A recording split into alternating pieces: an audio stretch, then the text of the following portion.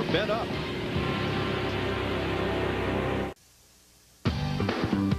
The Pepsi 400 on Fox is brought to you by Visa, the official card of NASCAR. The green flag is just waved to start lap 21. We've had 3 cautions in the early going. Matt Kenseth into Elliott Sadler, into Tony Stewart. Michael Waltrip and Johnny Benson got together. And then Steve Park tipped Mike Wallace around. Those are the 3 caution flags. Let's go to Johnny Benson's update. Dick Bergman. Well, before Benson left his car, he told the crew find somebody else to finish the race. He had no intention of doing that. The crew is working on the car. His crew chief, James Ince, has just left the care center behind me. How's Johnny doing? It appears that he's okay. They're doing some precautionary chest x-rays based on the wreck we had earlier this year at Richmond, and I believe he's all right. He got the wind knocked out of him pretty hard, and they're going to run these tests to make sure everything's perfect. And the only thing I know is he's done for the evening. I'll go back and see if we can fix the car, and I don't know if we can find a relief driver or not to put back in, but boy, it's tough racing at Daytona. Yeah, they thought they had a good car, maybe a shot to win this thing, right? Now, Dick, 5 drivers stayed on the racetrack and did not pit, so they're up front. Jeff Burton, Bobby Hamilton, Jeremy Mayfield, Terry Labonte, and John Andretti. The first driver who stopped in that line at the restart was Dale Earnhardt Jr., who took on fuel only. And that's not a bad call. I just had talked about before they come to pit road, they only had about 8 or 9 laps on their tires, so those tires really were still in good shape. But wanting to get that fuel in there where they know they can make a 50 or 55 lap run, don't look like we're going to have to do that based on the first 18 laps. No, but I tell you what, we're getting so many cars knocked out here. They're going to get spread out all over the place. I think that things will settle down here very shortly. Kurt Busch obeys a black flag, a signal to come to pit road for attention or penalty. Tell you who's coming hard is Ricky Rudd. Here, about 5 away. As Busch makes the penalty stop. And the reason he was black flagged is because he run the stop and go paddle at the end of pit road under caution. There's a man down there with a paddle that says red stop, green goes, and he had flipped it to red because the field was coming, and he didn't beat the paddle man. I think that'll cost him a lap. Yeah, he's plus time. He's going to hold him there for until the leaders go by, looks like. Ricky Rudd, the Sonoma winner, on the outside, coming up against Jeff Burton for the lead. Now, it's not that Jeff Burton and Bobby Hamilton in the 55 car, it's not that those guys have not pitted during this race. They actually were all in under that second caution around lap 10 or 11. And right now, I know that the crew chiefs, the spotters, and everybody are talking to the drivers saying, hey, guys, let's settle down. We've got a long way to go here. But so many things happen here at Daytona that are out of your control. They truly are. The cars move. They go places you just don't expect them to. We had a race here where Tony Stewart was in the front of the pack, got in a wreck, and landed on his teammate, Bobby Labonte, who had been running at the very end of the pack. No place is safe. Yeah, one was running 3rd, the other was running 29th, right. And they land on top of each other. Go figure. And their caution is out. Pace car will pick up the field. And this is the caution that was talked about in the drivers' meeting at lap 25. Because the teams had no post-qualifying practice, NASCAR was going to give them a caution at or about lap 25 so they could come in and check on things. Check on tire wear. Yeah, check, make sure everything is I'm surprised. No. I mean, we've had 3 cautions. Had plenty of chances to come in and work on the cars, put tires on them, everything else. I guess that, you know, just doing what they said they'd do. Yeah, I mean, normally what they would do, though, Darrell, when they talk about 20 to 25 and you have 3 cautions in the first 18 laps, is maybe when you have a 20-lap green flag run without a caution. And I don't anticipate very many cars coming to pit road because they were just on pit road, a lot of them 4 tires. Yeah, maybe those guys that didn't pit this last time, they might want to take a chance, but I believe what I've seen so far, I'm going to stay out front. I don't care if I do run out of gas. Safest place is leading this race. And sometimes it's not safe. Come on in. I can't hear you. Mike Wallace has taken his car to the garage. Damage incurred in the 3rd caution. Johnny Benson, 2 cracked ribs after that collision with the turn 3 wall, and perhaps, as James Ince pointed out, residual effect of his hard crash into the wall driving Ted Marsh's Busch car at Richmond. Yeah, he was walking very gingerly as he got out of that car and into the ambulance. Pit road's open and no takers at the front of the field. How about we take a pit stop? And we'll be right back with the Pepsi 400 on Fox. Welcome back live to Daytona and the Pepsi 400. And this track fact is brought to you by Taco Bell. Construction here back in 1957. First Daytona 500 won by Lee Petty in 1959. The first night race at Daytona won by Jeff Gordon. And, of course, the all-time Daytona race winner, Dale Earnhardt, with 34 wins. Taco Bell wants to remind you to think outside the bun. We had 3 caution flags. Jeff Hammond inside of 17 laps here. Now we're in our 4th caution.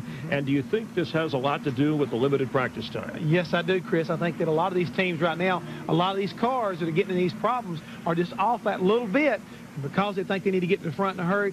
A little bit too much impatience and not knowing what their cars are going to do are creating some of these problems. Jeff Burton currently the leader. He won the Pepsi 400 in 2000. Tony Stewart, one of the pre-race favorites, went out in a hurry. And down below here where we are at Victory Lane, as they continue to work on the car, he has remained in the car while they've worked, and he is steaming mad over that earlier accident that he thought Elliott Sadler possibly made a poor decision on. Well, I'm not going to say he knows it's Elliott Sadler was the cause of it by now. I'm sure he has. But the thing I think about right now, Tony is raced so hard to get himself back in contention in his points and get taken out so early. You can see the frustration on his face, the whole crew, but they worked very diligently to get this car put back together right. We talked about it earlier. When they go back on the speedway, if they can't maintain minimum speed and keep up with the pack, they'll have to bring it in. They're not going to be done. So they're trying to make sure it's right. Greg Zippendale and the guys are just about finish up repairs. They're trying to make sure everything's taped up, sealed up, and ready to go. And Tony did a great job after disappointing last in the 500 to work his way back up through the points and is very frustrated here. The pole sitter, Kevin Harvick, having some problems. Let's check in with Steve Burns on that. Steve?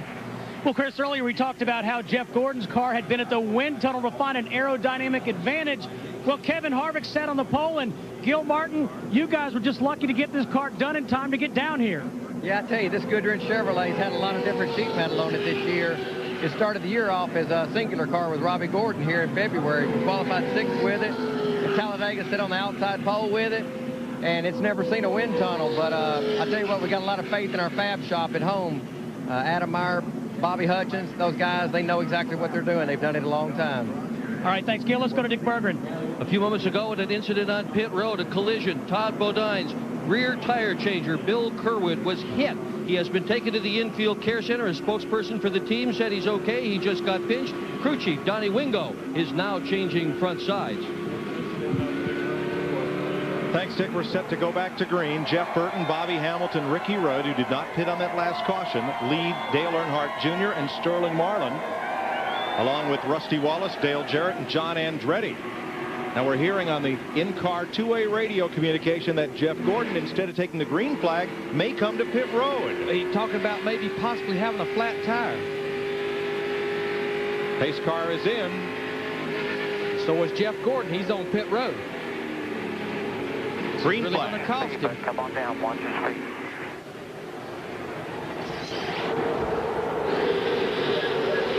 And Jeff Gordon thinks he has a flat left rear tire. Bill Elliott gave a visual from his car and confirmed it. Gordon is in. They will change left side tires on the 24 of Jeff Gordon. A flat left rear tire. Darrell, you can do that without losing a lap, but you're a lonely man out there. Yeah, he'll go a lap down if he doesn't get a caution, because you can't run by yourself. There's about a second difference in the lap time. Gordon, the defending series champion, winless this year. Right now, he's just getting up to speed in turn 1. The pack is over in turn 3. They will, as you say, Darrell, they will catch him in a hurry, especially lined up like they are. Yeah, you're like you said, you're a lonely man. You're back out there, and that thing was turning 7,000, 7,100 when you were in the draft. Now you're turning about 6,500 and thinking there's something wrong with it. Gordon is half a lap down as Jeff Burton comes to the stripe. Under that caution, a lot of guys at the back of the pack, they pitted. The only 2 cars in the top 20 was Jeremy Mayfield in the 19, Joe Nemechek in the 25 pitted. If you're a Singular Wireless customer, you can be a virtual crew chief. From your phone, send the word Fox as a text message to number 151.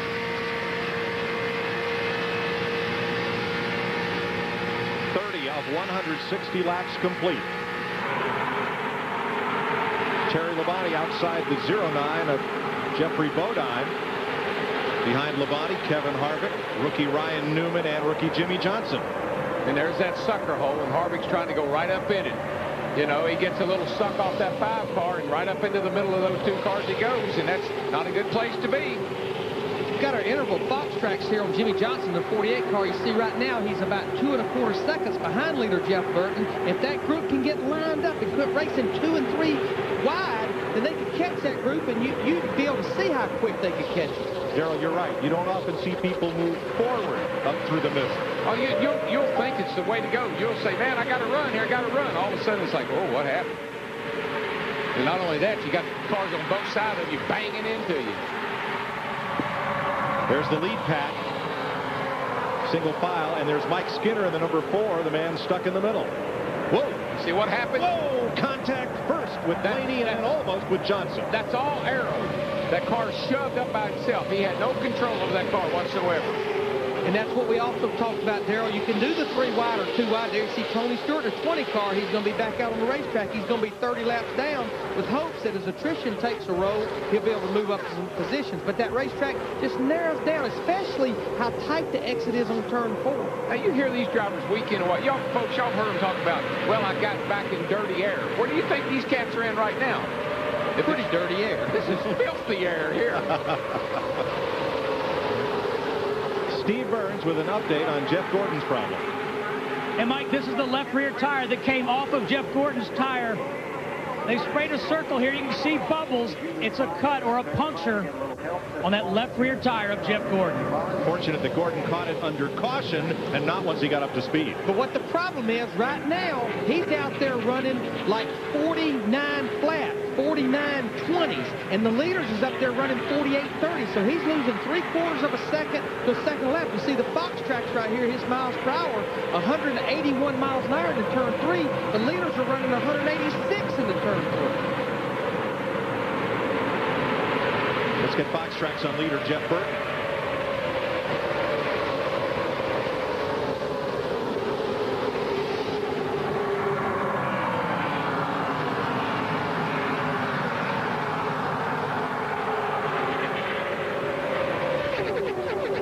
Looks like Dale Jr.'s car is really starting to come around now, Larry. He's sitting there in 2nd place and pretty content right now. Well, that's a great shot, isn't it? Holy cow, I'm ducking every time they go by.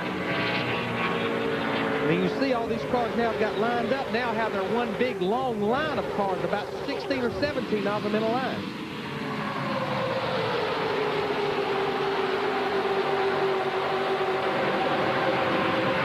Well, that group behind them back there, Jimmy Johnson, the 48 right there, if they could ever get lined up, just halfway, just quit slicing and dicing, they would catch that lead group so fast. And as simple as we make it, oh, get lined up. Well, you just can't. I mean, you can't hold up your hand and say, pardon me, can I get in right here, please? I'd like to move over a little bit, if you don't mind. It's like trying to get about 20 kids in the nursery to play nice. Yeah, it just ain't going to happen. Jeff Burton has won this race. He leads it. Dale Earnhardt Jr. also a former winner, the defending champion of this race. Let's go to his pit, Matt Yoakum. Mike, the 3 DEI cars qualified 7th, 8th, and 9th. They chose pit stalls 3, 16, and 25. So in the old days, to converse without the other teams listening on the radio, they'd have to send someone running from pit stall to pit stall to pit stall. But starting with the Daytona 500 this year, they have an internet chat session. Angela Walker, the computer specialist at DEI, set up an instant message session. So all 3 teams, Dan Stillman here in the 8 pit, Slugger Labby in the 15, and Dave Sharpers here in the 1, can talk back and forth strategy. Stillman said they're possibly looking at maybe 4 tires on that stop. Slugger Labby said possibly 2. And that way, they can talk back and forth. The only problem, just like your cellular service, sometimes with so much usage in the area, they get